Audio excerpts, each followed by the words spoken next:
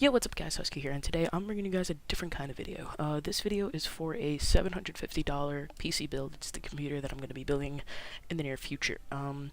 It's really good. It includes a RX480, which is like the best budget card you can get right now. And yeah, I hope you guys enjoy. Drop a like if you do, and let's get right into it.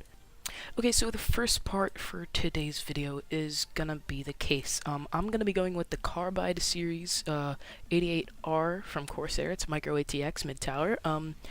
Overall, it's a pretty good case. It has one USB 3.0 and one USB 2.0 in the front, and it has some really good space for cable management. Overall, it's a really good case, coming in at just $49.99. Okay, so for the processor, we're going with the i5 6500 quad-core processor from Intel. It's Skylake, so it has all the newest features of all the new processors, and yeah, it's only $205, which is really good for a gaming style processor. It's usually the most common with budget gaming PCs, so yeah. $205, not bad for that kind of processor. Also, if you guys are wondering, I'm not gonna be getting a aftermarket CPU cooler or heatsink or whatever you want to call it, because I'm not gonna be doing any heavy overclocking. So the stock cooler from the i5 should do well. It's not that bad and it's easy to install. So yeah, if this is your first gaming build, you know, PC build, it's smart to just go with the stock cooler. Okay, so next up is the motherboard. Our motherboard of choice is the MSI B150 Gaming motherboard. It's a really good motherboard, coming with 2 slots for DDR4 RAM. It's LGA1151, so it's gonna be good with the processor. And it's only $75, so you're not gonna be doing any overclocking with it. As I just mentioned with the CPU cooler, I'm not gonna be overclocking at all. Yeah, it's really good budget board, especially because it's gaming and it has all the features of a gaming board, and it's only, you know, $75. Okay, so as I mentioned before, I am going to be using an RX480, and it's going to be the MSI version of the RX480. It's only 4 gigabytes of GDDR5 RAM.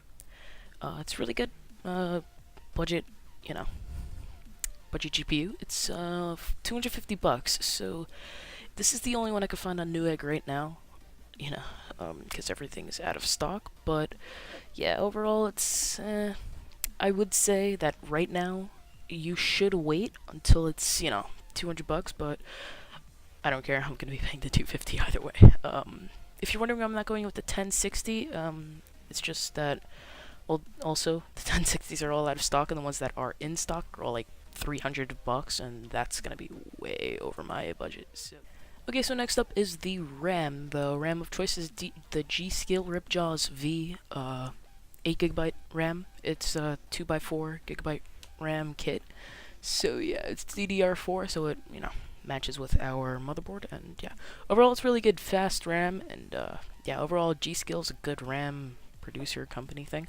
And yeah, it's only $37, so it's, you know, relatively cheap. Well, not cheap, but, you know, it's in the price range for DDR4 RAM. Okay, so the next part for this build is the EVGA 500-watt power supply. It is bronze, 80+ bronze certified, so it is a really, you know, reliable choice for a power supply. The shitty thing is, it is the gay ketchup and mustard wiring, so I don't, you know, it doesn't look nice, but it gets the job done. Coming in at $42.99 on Newegg right now.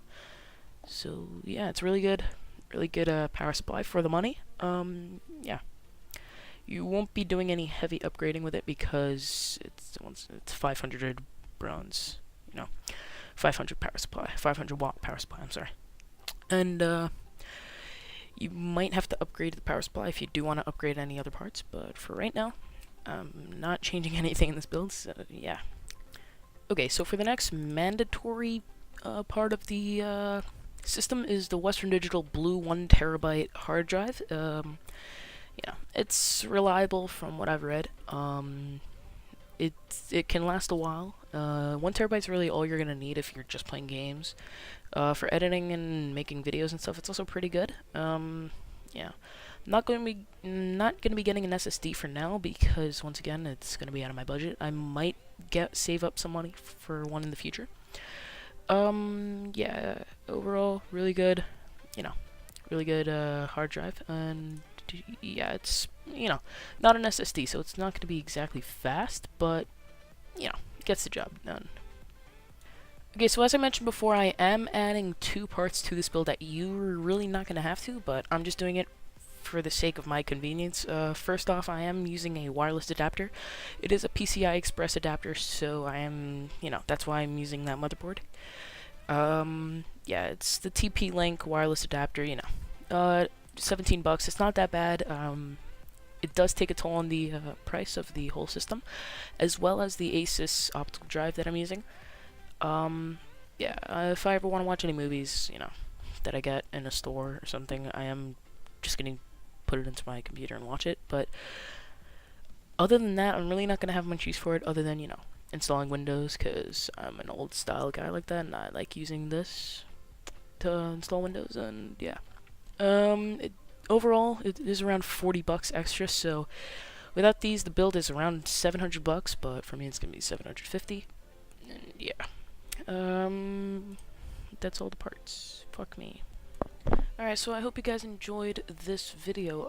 I am going to be building this in the near future, so I am going to be starting uploading more.